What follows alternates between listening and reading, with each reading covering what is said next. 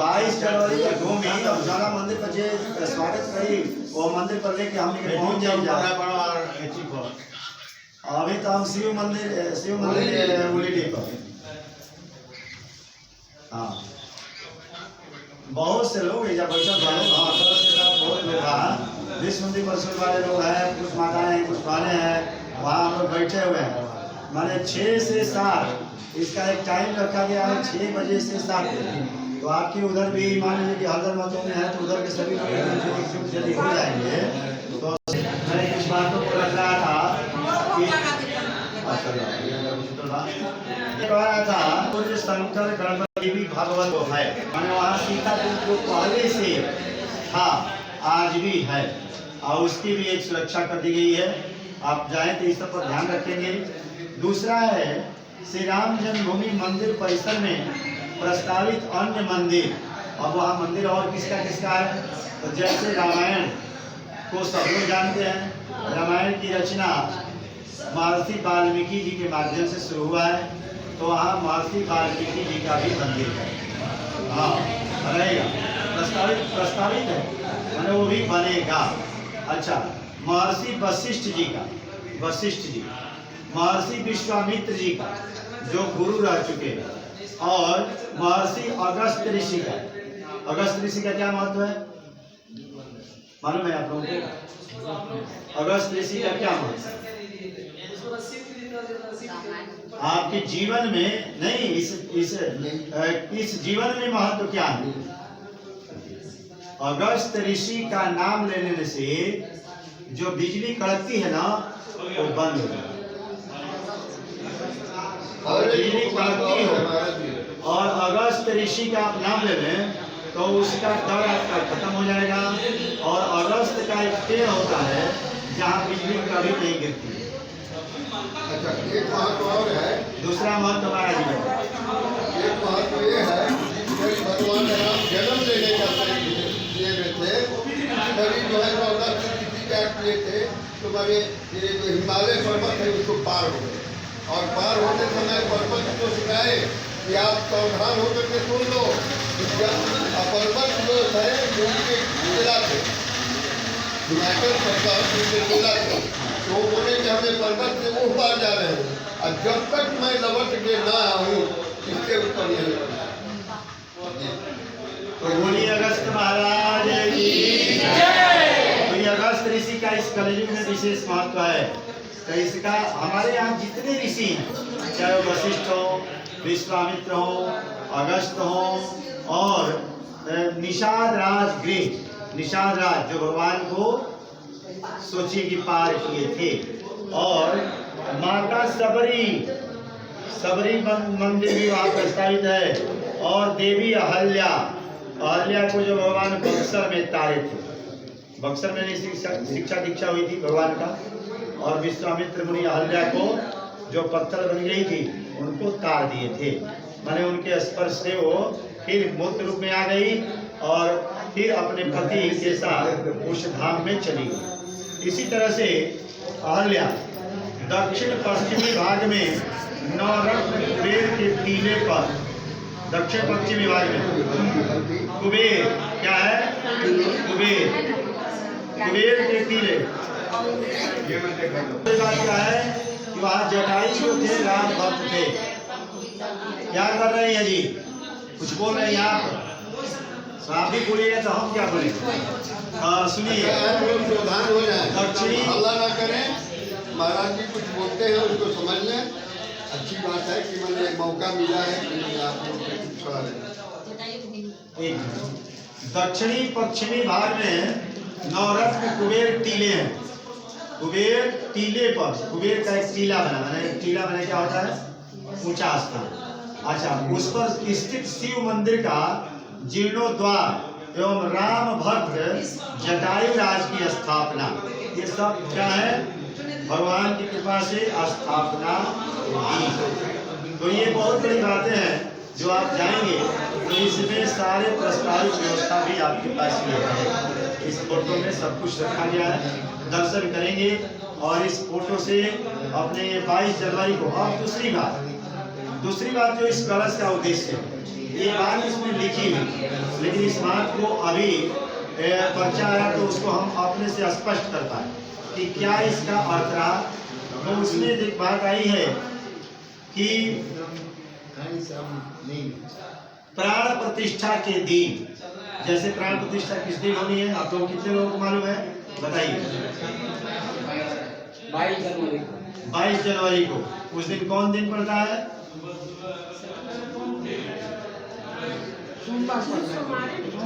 सोमवार माने पता नहीं है। सोमवार मुझे पता है ना, माने हमको ही पता नहीं है। अच्छा, तो चलिए बहुत अच्छी बात है कि कौन सा दिन है जी? सोमवार लिखा हुआ है ना, तो फाइनल पता चल गया किस दिन है? सोमवार ही है। और सोमवार किसे कहते हैं? वो भगवान शिव का दिन है। तो हम शिव मंदिर में बैठे, आप पर्चा आज हमको मिला, तो इसलिए 22 जनवरी को सोमवार का दिन है। उस दिन हम लोग क्या करेंगे? प्राण प्रतिष्ठा के दिन सायंकाल में सूर्यास्त के बाद अपने घर के सामने देवताओं की प्रसन्नता के लिए दीपक जलाना है। जो बार बार कहा जा रहा है कि हर औरतें 5 दीपक जलाएं। दूसरी बात, दीप मालिका सजाएं, माने अनेकानेक दीप की माला की तरह व्यवस्था हो। आपका घर भी, आपका बगल का मंदिर भी, माने हर मंदिर को भी उसी तरह से सजाना है। और ये सबकी जिम्मेवारी है। जैसे इस मंदिर पर क्या होना था, ये आज कलश आना था, लेकिन जब हम लोग आ गए तब अक्षत आ रहा है, फूल आ रहा है, ये आ रहा है, वो हो रहा है। क्यों ऐसा? क्यों ऐसा नहीं होना चाहिए। ये मालूम हो गया तो किसी एक आदमी को जिम्मेवारी लेनी होगी, किसी एक आदमी को आगे चलना होगा, ताकि वो सारी जिम्मेवारी को वहाँ रखे। और 2 आदमी इसमें, एक आदमी नहीं, एक आदमी वहाँ का और एक आदमी जो इस कलश का संचालन कर रहा है, उसकी भी जिम्मेवारी होगी कि 6 बजे यदि कलश चला तो वहाँ क्या सामग्री चाहिए और क्या सामग्री नहीं। तो नहीं का तो कोई प्रश्न ही नहीं, सब कुछ चाहिए। चाहे फूल चाहिए, चाहे अक्षत चाहिए, चाहे वो प्रसाद चाहिए, तो इसकी व्यवस्था आप पहले से करके रखें। जब यहाँ सभी लोग आ जाते हैं तो उस बीच में नहीं और यहाँ से नहीं, उसको साइड में करके, क्योंकि क्या होगा कि साइड में आप जुटा कर लिया है, यहाँ व्यवस्था हो गई, मान लीजिए किसी कारण विलम्ब हो गया, तो अब बीच में जब व्यवस्था चलती रहे तो बीच में कहना ठीक नहीं। हमारी बात समझ गया है? तो इसलिए मुझे कहना पड़ा कि इसमें क्या होता है कि हौच पच हो जाता है। इस बात को ध्यान रखें। तो इसी के लिए मैंने पहले कहा एक आदमी यहाँ कि क्या हुआ क्या नहीं, बाकी ब्रॉडकास्टिंग जो भी हम करेंगे यहाँ से कर, ठीक रहेगा? उचित रहेगा ना? ये उचित है। हाँ, अभी कर। कहने का मतलब ये है कि पहले का समय था, उस घड़ी 100 वर्ष का अगुवाई था। आज तो अब 60 आ गया, तो हाली नहीं करेंगे तो होगा पूरा। लिखाया हुआ है कि इतना हम करेंगे, वहाँ में तो दंड पड़ेगा, दंड लगे। अब इसका मतलब कि आप हमारी बात को नहीं समझता है, फिर से लिस्ट दे दें और उनको कहें कि आप वहाँ 6 बजे तैयार हैं। आप उसका मुआयना कर लें कि वो 6 बजे तैयार हैं या नहीं। अगर नहीं है तो आप उसे पूर्ति कराएं, न कि बीच में अक्षत ले आइए, फूल ले आइए, वहाँ जाइए, यहाँ आइए। ये सब मैंने सुधार की बात मैंने कहा कि हम लोग 3-4 मंदिरों पर गए तो मैंने ये पाया कि जब हम पहुँचते हैं आप लोग आ जाते हैं, तो अक्षत कहाँ है, फूल कहाँ है, जल कहाँ है, या कोई भी सामग्री, जल कहाँ है, प्रसाद कहाँ है, ऐसा नहीं होना चाहिए। हमारी सनातनी सभ्यता होने के कारण हमारा एक सीक्वेंस और एक रूल, एक रेगुलेशन, एक नियम होना ही चाहिए।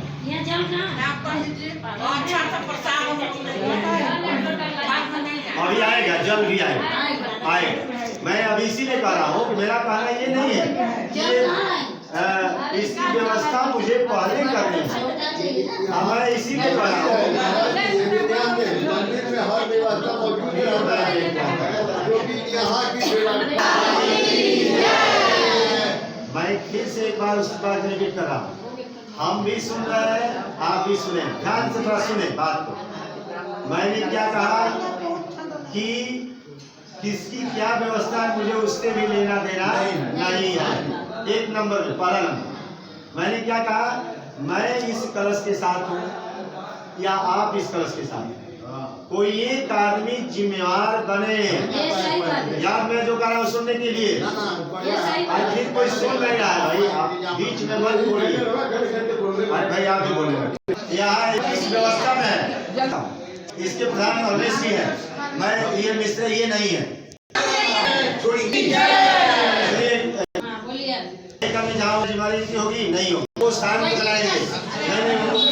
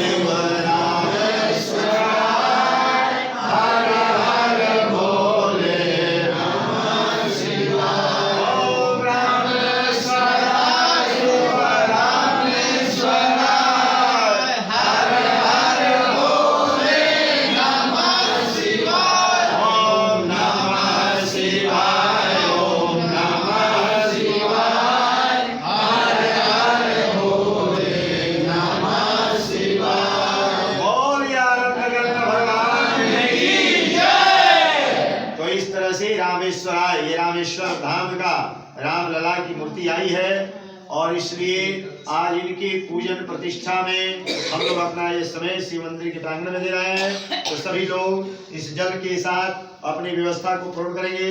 जी महाराज जल सब पर छिड़ दी। ओम हरि ओम। सब लोग अपने हाथी को ऐसे कर लें और जल अपने पास ले लेंगे। ओम हरि ऐसे ऐसे ही रखे रहे हाथ। ओम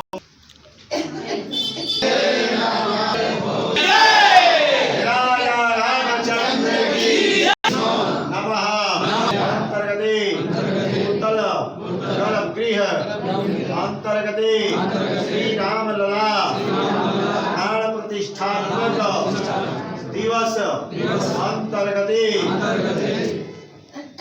जिस दिन प्राण प्रतिष्ठा होगी दिवस अंतर्गते सोमवासरे यथा आगामी मौस शुक्ल द्वादशी तिथौ अंतर्गते सोमवार दिनांक अंतर्गते शुभ दिने प्रभु श्री राम बाल रूप नूतन विग्रह श्री राम जन्मभूमि नवीन मंदिर और गर्भगृह अंतर्गते प्राण प्रतिष्ठात्मक यज्ञ निमित्त यथा कलश पूजनम अद्य अहम सर्वे जनार्थम, ये अपने साथ सभी जनों के लिए सर्वे भवन्तु सुखिनः सर्वे सन्तु निरामयाः भद्राणि पश्यन्तु सर्वे भद्राणि पश्यन्तु मा कश्चित् मा कश्चित् दुःखभाग् भवेत् मा भवेत् इति श्लोक मंत्रार्थ सफल कामना सिद्ध्यर्थ कलश के पास हाथ में अक्षर बोल, जिसको जो कुछ रुपया पैसा है लेकर उसने अपना संकल्प छोड़ दे। अपना संकल्प मस्तु बोलिए एक बार, संकल्प सिद्धि नहीं, कोई भेद नहीं रहेगा। याद रखेंगे, परसों पारण में कोई भेद नहीं है। जब चाहे तब आप पारण कर सकते हैं। जब द्वादशी तिथि होती है तब पारण देखा जाता है कि द्वादशी में ही करना है, लेकिन जब त्रयोदशी तिथि लग जाती है एकादशी के बाद, तो पारण का भेद समाप्त हो जाता है। इसलिए बोलिए राजा रामचंद्र की जय।